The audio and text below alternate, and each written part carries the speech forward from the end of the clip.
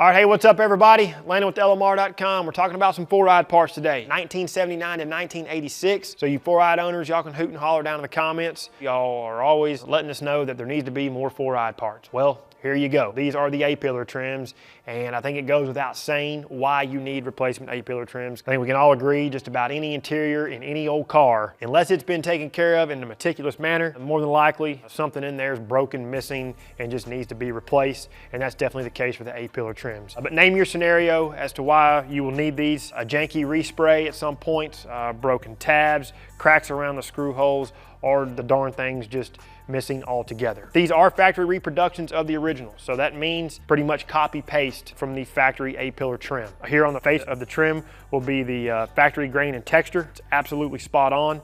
Up here at the top will be the two tabs for the screw holes. You'll have your middle screw hole, and then the screw hole down here at the bottom that's kind of tucked beside the dash, which, by the way, that center screw hole and the screw hole down here by the dash, they do have this slight countersink to accept the floating washer on the provided screw. Just because we can, we'll look at the back side, but it's pretty simple. It's molded plastic. You'll have some gusseting here to add some rigidity, and then some of the witness marks from the molding process. In the box will be a driver and passenger side A-pillar trim, as well as enough hardware to install these into your car. As far as finishes go, it's like several of our other interior pieces. These are molded in a neutral gray, so out of the box, these will not match any of the interior colors in this 1979 to 1986 cars. You will need to properly prep and spray these to get a good match into your interior. But you're probably wondering, well, why can't this stuff just be made in the colors? Because regardless if they're made in the colors or not, it's still not going to match the surrounding pieces. And we actually have a good example on this particular car here, this 1985 GT. It's 40 years old at the time of this video. We sprayed these A-pillar trims with our dark gray or SVO gray, whichever you want to call it, interior paint. There is a slight difference between the interior paint and the surrounding pieces. So just keep that stuff in mind. If you want good results, you're going to prep and spray these A-pillar trims. You're also going to prep and spray or blend the surrounding areas to these A-pillar trims. All right, so as far as the painting process is concerned, whenever you purchase your A-pillar trims, go ahead and get you a can of LMR interior paint. I was painting gray over gray, but I used about 2/3 of this can. Along with the LMR interior paint, definitely get you some Sim sand-free adhesion promoter. This stuff is like lightning in a can, and being that these A-pillar trims are made from ABS plastic, the formulation for this stuff temporarily melts the plastic.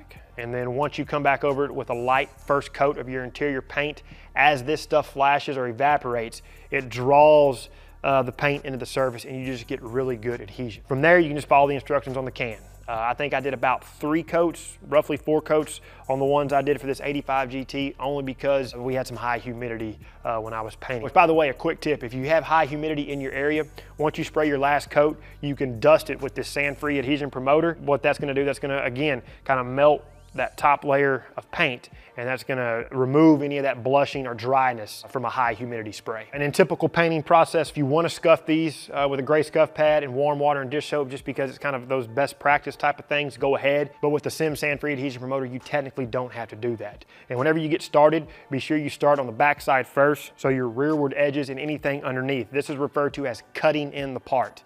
Once you do a few light coats there, you can flip it over and repeat that process here for the front side of the A-pillar trims. Once you let them dry, that's when you can remove your existing A-pillar trims and install the new ones. Removing the existing A-pillar trims couldn't be any easier. You will have to get the dash pad out of the way, which will be the 4 screws that run the top section of the dash there just below the windshield.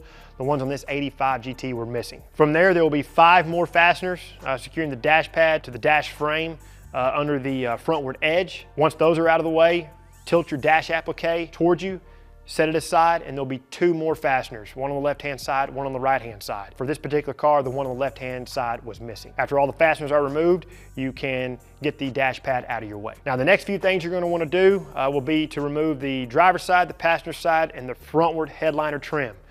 These are tricky to do just because of the style of clip. The way I've always done it, I grab it with my hand, kind of surrounded it with my fingers, and I pull straight out towards me to dislodge those clips. Driver and passenger side ones are a little bit easier just because they're shorter, but you do want to be careful on the long trim that runs the length of the windshield. Once you get that first clip free, almost be ready to let go. That way you don't keep pulling and risk bending that trim piece. Once those are out of the way, you have a few more fasteners to get to remove the A-pillar trims. You'll have two at the top that are securing the tabs to the roof of the car.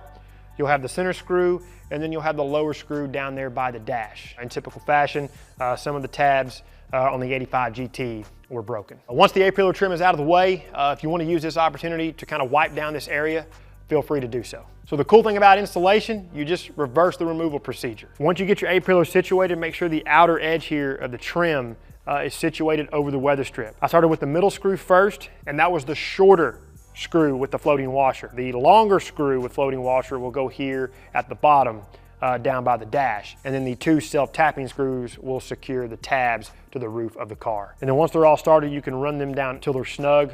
Just don't over tighten them because you'll risk breaking these brand new A-pillar trims. You can do the same for the other side. Reinstall your headliner trim, reinstall your dash pad, and you're good to go. All right, everybody, so that's a wrap. Hope y'all enjoyed this one, and especially you 4-eyed owners. Hope you appreciate what we're doing, and we have another part to add to the 4-eyed catalog. But these A-pillar trims, gosh, they're good. Go ahead and get you a pair if you need them. Don't forget your interior paint, your SIM sand-free adhesion promoter, but they installed so perfect into this 85 GT. Again, this stuff just gives you a sense of accomplishment and satisfaction that is unmatched. If you find value in what we do, please consider liking the video, subscribe to the channel, turn on notifications, and then until we see you in the next one, for all things foxbody Mustang, keep it right here with the real enthusiasts, LMR.com.